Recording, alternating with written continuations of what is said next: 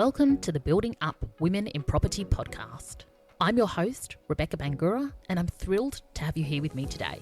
This podcast is for ambitious women who work in property and construction, who want to learn how to have a career they love on their terms. Join me every week where I'll leave you excited and confident to take your next steps. Thanks for being here with me. Now let's get started.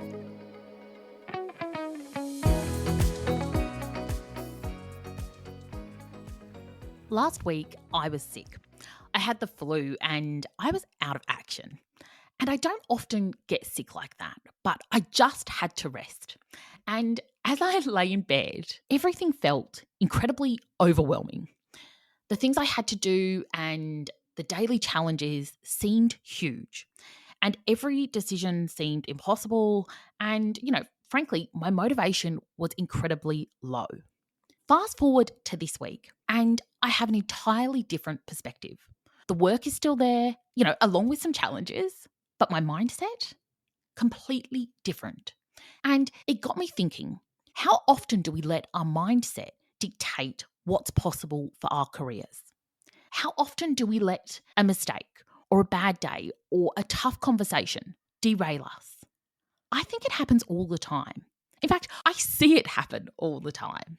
And I want to explore this in today's episode. I want to talk about mindset and its constant and hidden impacts. And when we think of mindset, I think it's very easy to dismiss mindset as some fluffy thing, right? Something for the yogis or, the ultra motivated, but not for everyone. Or to think about it as being all about positivity. But here's the truth. Mindset is about how we train our brains to think, how we make decisions, and how we approach challenges. And if we're not actively working on it, our mindset is quietly shaping our career, whether we realize it or not. And for me, the biggest realization has been, the more I work on my mindset, the more I achieve. And the more I enjoy the process. Not because everything is easy, but because I have the tool and the resilience to navigate the tough stuff, to enjoy the messy middle. For me, this has been about accepting the journey and taking full ownership of and appreciating how I show up in situations. And it's allowed me to manage my stress and my anxiety much more effectively whilst creating the results that I want. So with all that said, I want to share the ways that your mindset actively impacts your career. So the first is confidence and how we take or don't take opportunities. Because often we hold ourselves back from opportunities because we think we're not ready. We wait for someone else to recognize our potential instead of taking ownership of our careers. But when you outsource your career progression, you are at the mercy of other people's agendas. And the sooner you recognize this and take full ownership of your career and your life, the sooner you start creating more of what you want. Because as I shared last week, the idea of suddenly becoming confident, it's a myth, right? Confidence isn't something that magically appears. It is also not something that is bestowed upon you. It is something that is built by taking action. And I want you to visualize this. Imagine you are in the driver's seat of your career. You get to determine the course. Are your hands on the steering wheel? Because mindset work isn't a one and done thing. It's not something we suddenly achieve and move on from. It is about keeping your hands firmly on the wheel every single day and making decisions that align with where you want to go. Now, the second thing I see is mindset impacting people's presence and their communication. And how you think about yourself directly impacts how other people perceive you. And this plays out in two key ways.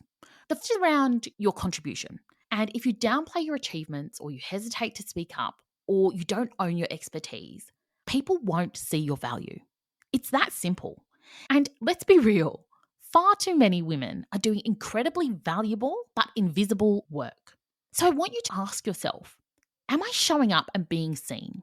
Or am I quietly hoping someone else notices my value? Now, the other way this shows up is in terms of executive presence. And this is one of the most common things I hear women and their managers say that they need to work on, this idea of executive presence. So, what does that actually mean? It means showing up with authority, confidence, and clarity. It really means being able to hold your own in a room. And before that ever happens physically, it happens in your mindset. You have to make that decision mentally and commit to showing up powerfully rather than shying away. Mindset also shows up in terms of resilience and our ability to problem solve. So, there are two main kinds of mindset. There's a growth mindset, which sees challenges as learning opportunities and believes that we can always keep getting better and improve with time and effort. And then there's the fixed mindset, which sees challenges as proof of not being good enough. And when we are stuck in a fixed mindset, it is very hard to move forward. It is very difficult to evolve from that space. So, what we need to do is be able to reframe our failures, because high performers don't see failure as proof of incompetence. They see it as data. And they use that data and that information to inform and guide their next steps. And then they take that next action. The final way our mindset can hold our careers back is how we make decisions around our career and our career trajectory. I want you to consider, are you making choices from a place of power or from fear? An example of that is taking the safe job, or avoiding pay negotiations, or saying no to leadership opportunities because of the what ifs. These are all mindset driven decisions, and they have a huge and lasting impact not only on your career trajectory, but also on your wealth and your happiness. And so, with all this in mind, I want to give you a mindset challenge for the week. I want you to go away and really try this on, test this out for yourself, and see what shifts or what comes up for you. So, the first thing I want you to do is to audit and choose your thoughts. So, start your workday by writing down what your default thought is about work. And then I want you to replace that narrative. An example of this is your default thought might be, I don't know enough to contribute. And I want you to shift it to something along the lines of, I have valuable insights and my perspective matters. And when we do that, it helps us to overcome the imposter syndrome and encourage us to share ideas and to take ownership of our expertise and the work that we deliver.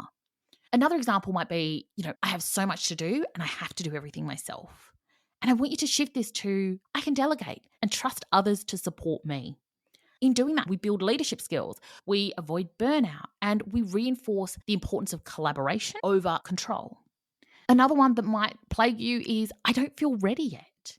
And if that's the case, let's shift that thinking to, action creates confidence. I'll figure it out as I go. Doing that leans into this growth mindset, and it removes the fear-based hesitation that keeps women from going after promotions and stepping up into leadership roles. And whatever the default thought is, and whatever the new narrative is that you choose for yourself, I want you to keep it visible. And I want you to redirect yourself to this throughout the day. So when you feel yourself slipping back into those old default thoughts, just recognize it.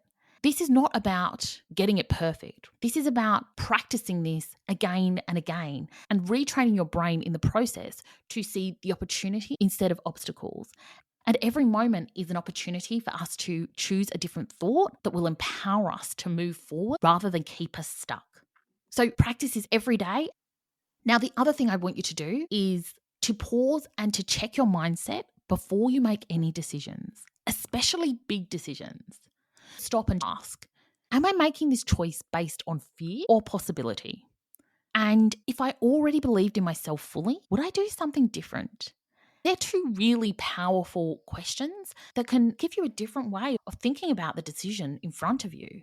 See what comes up. And as I said before, allow yourself to choose again. It's about practice, not perfection. This work is never done for any of us.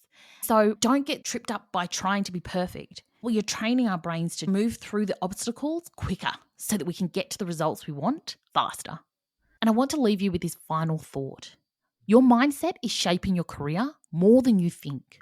But the good news is that you have complete control over it if you choose to. If you want to supercharge your mindset, consider working with a coach, because at the heart of coaching is creating new possibilities and rewriting the scripts in your brain.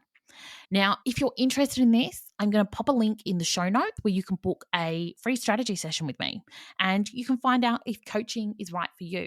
So you can find the link to that in today's show notes. But as always, I want to hear from you. I want to hear what your ahas were, what your takeaways were from today's conversation. So come over and find me on LinkedIn and let me know what mindset shifts you're working on this week. You've got this, my friend. I look forward to seeing you next week for another episode of Building Up Women in Property.